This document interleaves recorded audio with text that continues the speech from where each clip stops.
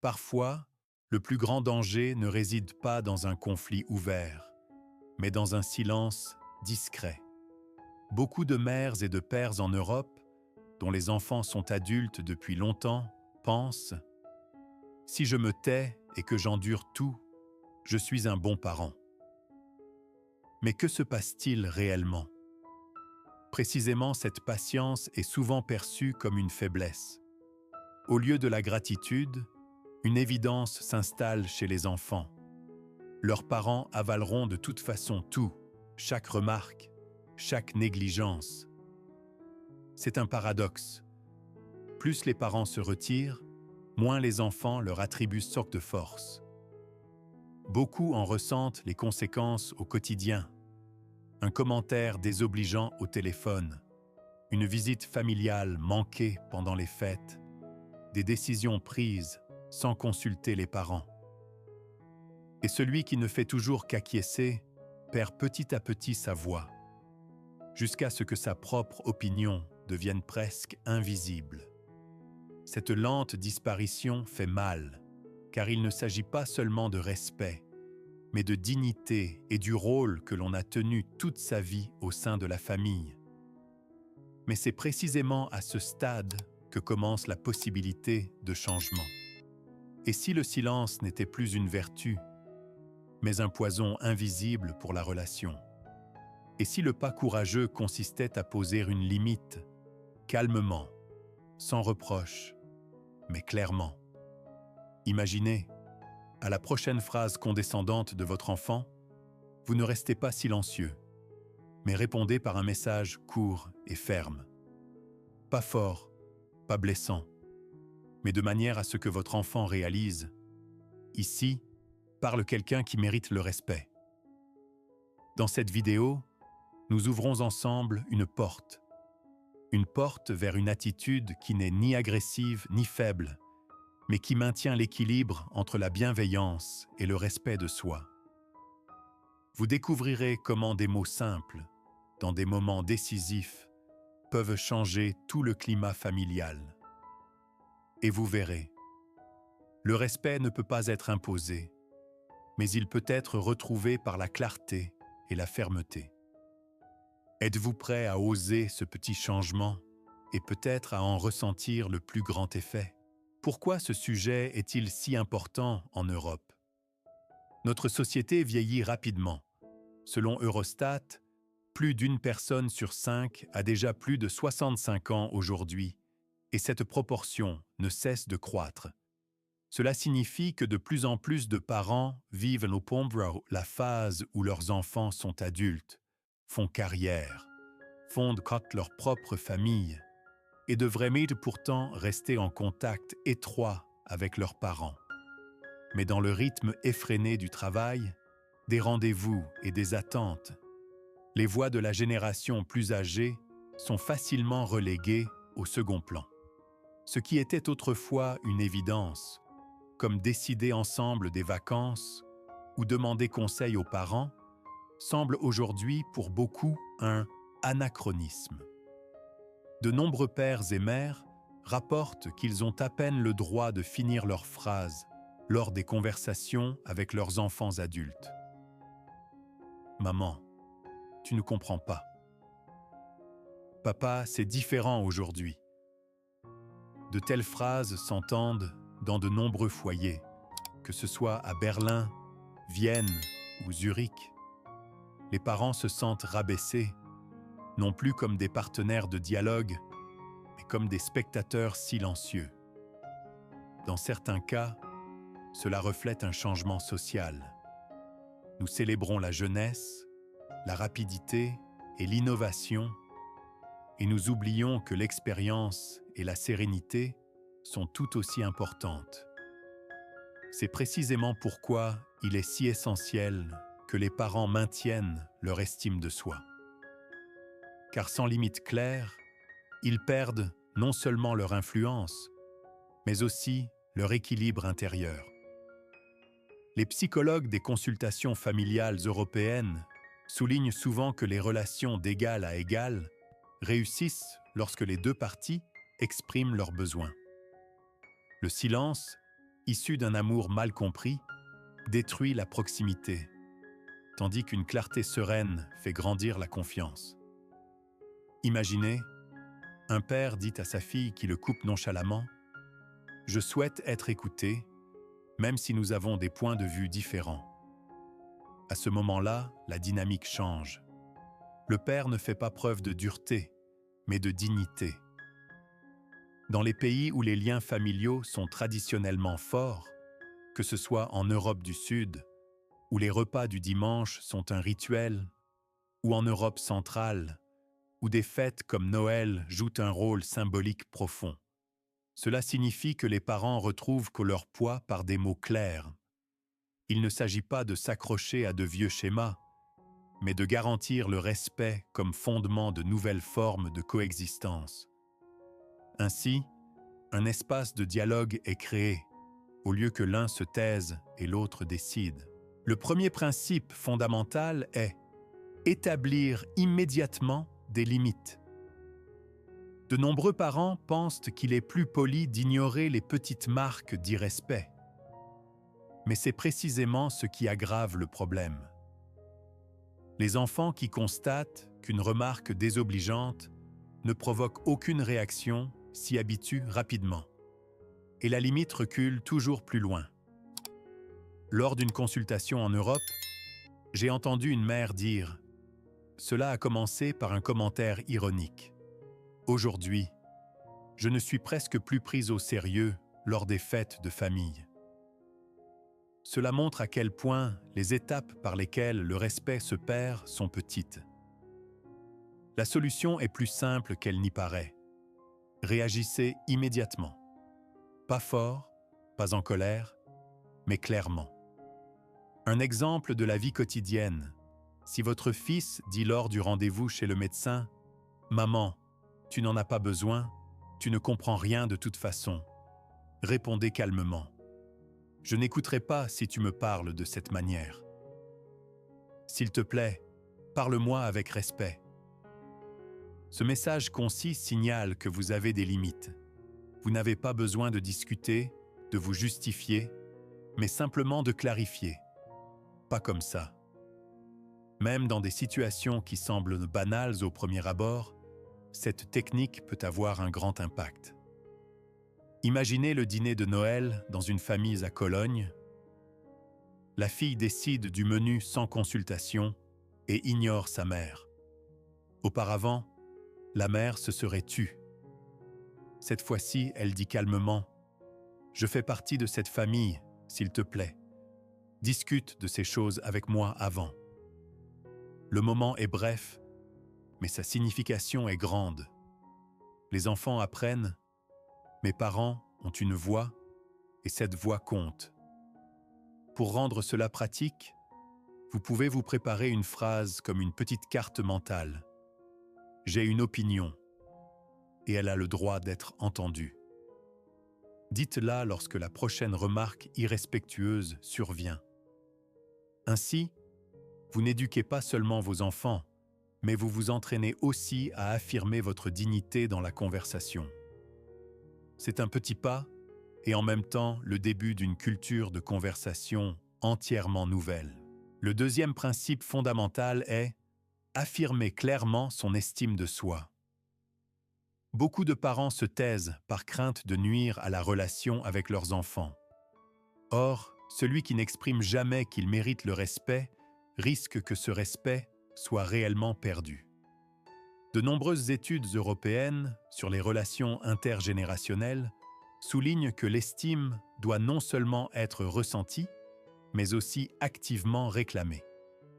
Le respect commence par une attitude intérieure, et elle ne devient visible que lorsque les mots lui donnent du poids. Imaginez une mère à Munich dont le fils l'interrompt régulièrement. Auparavant, elle aurait souri et continué à se taire. Un jour, elle dit calmement mais fermement « Je suis ta mère, mais avant tout, je suis une personne avec ma propre dignité. S'il te plaît, parle-moi comme tu parlerais aux autres. » Cette phrase change instantanément le climat de la conversation. Non pas parce qu'elle est cinglante, mais parce qu'elle met sur la table l'estime de soi.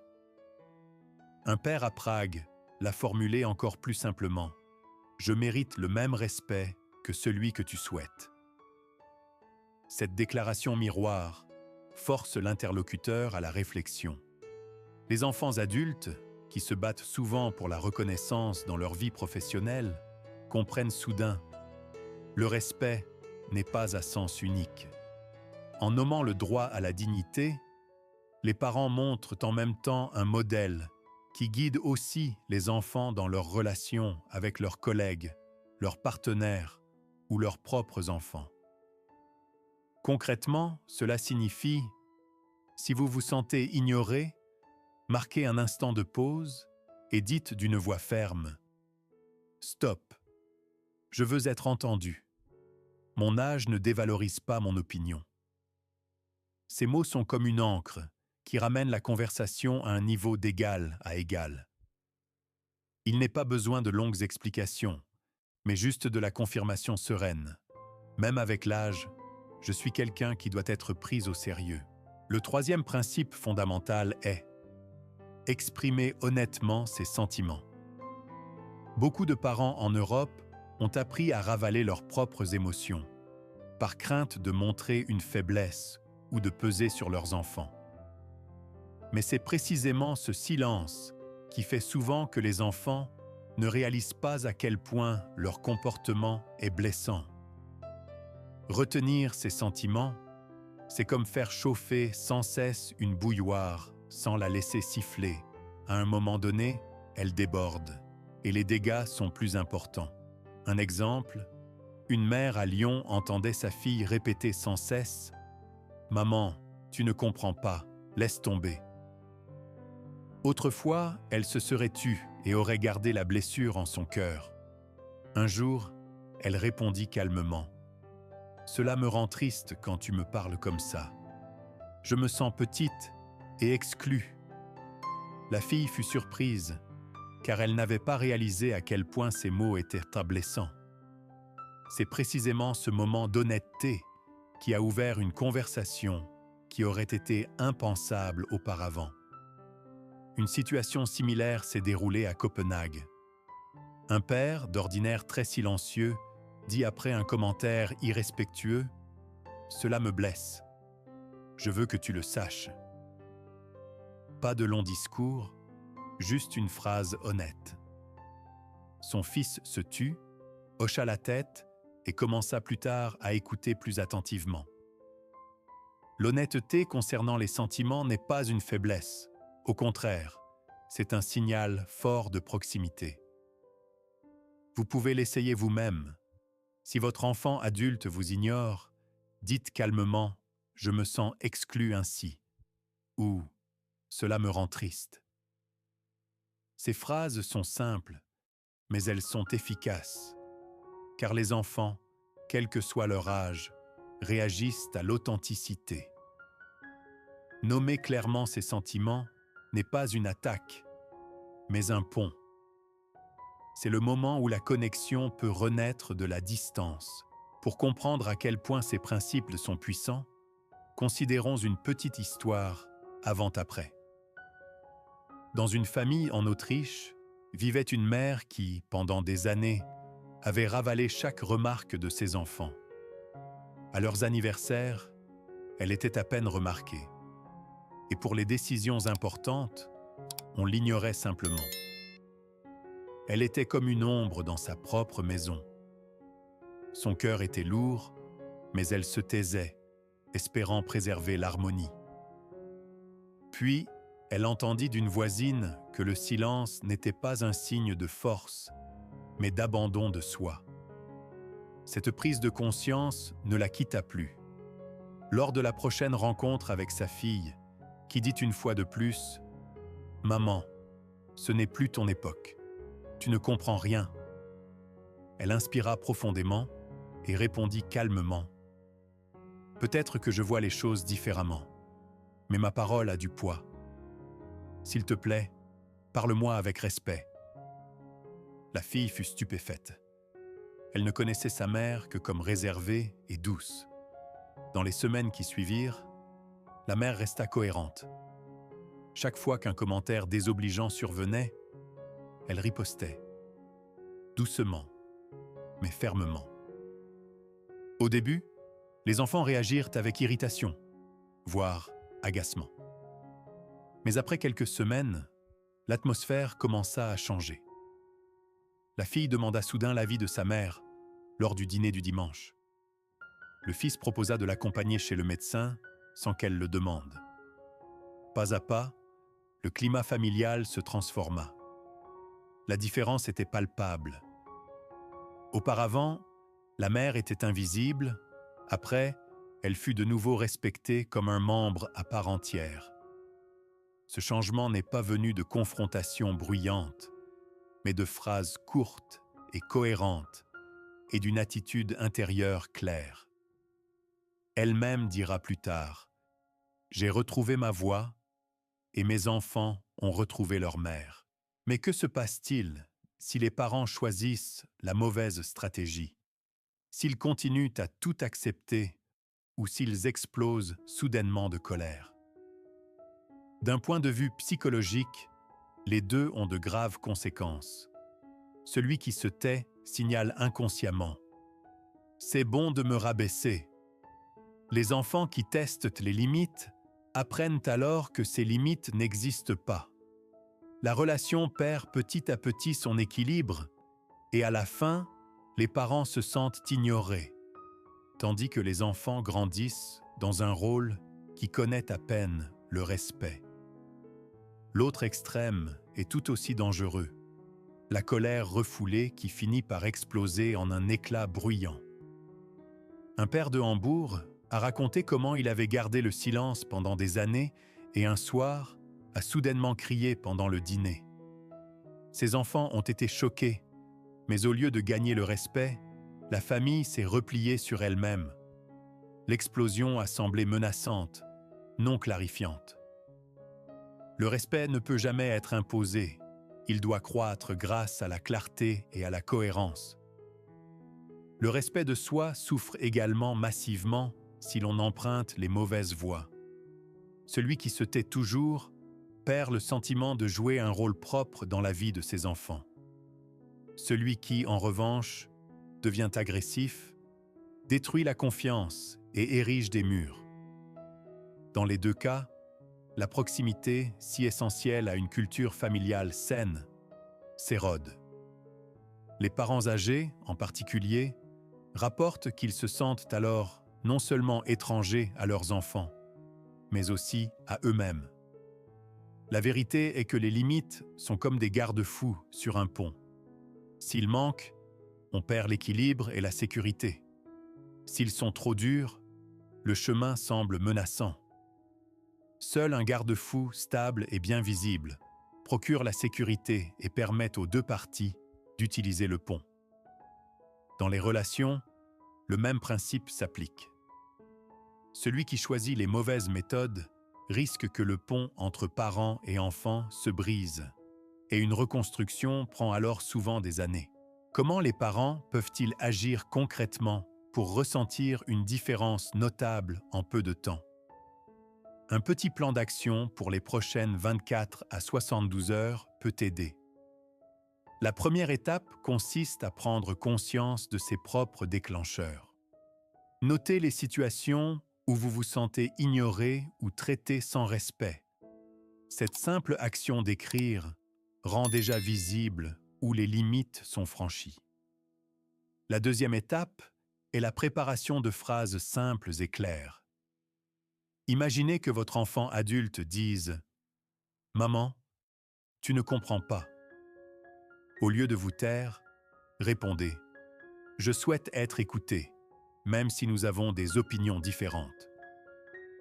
De telles fiches de phrases, qu'elles soient mentales ou réellement écrites, procurent une sécurité lorsque la situation se présente soudainement.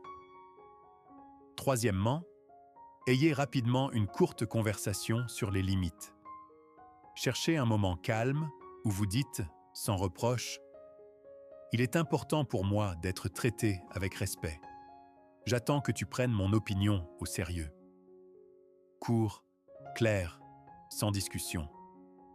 Il est crucial que votre enfant réalise, ici, une attitude est défendue, qui perdurera. La 4e étape est de maintenir une cohérence entre le comportement et les paroles. Si vous exigez le respect, mais cédez immédiatement, votre message perd de son poids. Montrez par de petites actions que vous tenez parole. Si par exemple, votre enfant annule un rendez-vous à la dernière minute, vous pouvez calmement exprimer « Cela me blesse, je m'en faisais une joie ». Et ensuite, ne faites pas comme si cela n'avait pas d'importance. 5e étape, prendre conscience des petites réussites. Peut-être que votre enfant ne changera pas immédiatement, mais un court moment d'écoute ou une formulation plus respectueuse est déjà un progrès. Ancrer intérieurement ces succès, ils sont le fondement de changements plus importants. Ainsi, en quelques jours, une nouvelle dynamique se crée qui grandit pas à pas. Si nous condensons tout cela, il reste 3 idées essentielles faciles à retenir. Premièrement, le respect commence par moi. Celui qui se retire en silence se rend invisible, mais celui qui, d'une voix claire, montre ses limites, envoie le signal « Je suis là et je suis digne ». Deuxièmement, les limites protègent la proximité. Sans ligne claire, la relation perd son équilibre. Avec des phrases calmes et déterminées, les parents créent un espace où les 2 parties peuvent être entendues. Les enfants apprennent que le respect n'est pas une option, mais le fondement de la confiance. Troisièmement, la cohérence l'emporte sur le volume. Il ne faut pas de mots bruyants, pas de longs discours. La constance est décisive. Celui qui exige le respect une fois et l'oublie ensuite ne sera pas pris au sérieux. Mais celui qui insiste calmement et à plusieurs reprises sur la dignité change durablement la relation. Un petit dialogue illustre cette essence.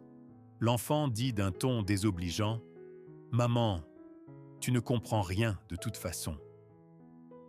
La mère ne sourit pas en s'éloignant, mais répond doucement « Peut-être que je le vois différemment, mais ma parole compte ». À ce moment-là, la porte s'ouvre sur une nouvelle forme de conversation, discrète, mais puissante. Au terme de ce parcours, un message clair s'impose. Les parents ont le droit d'être écoutés et respectés, non pas malgré, mais précisément en raison de leur expérience de vie.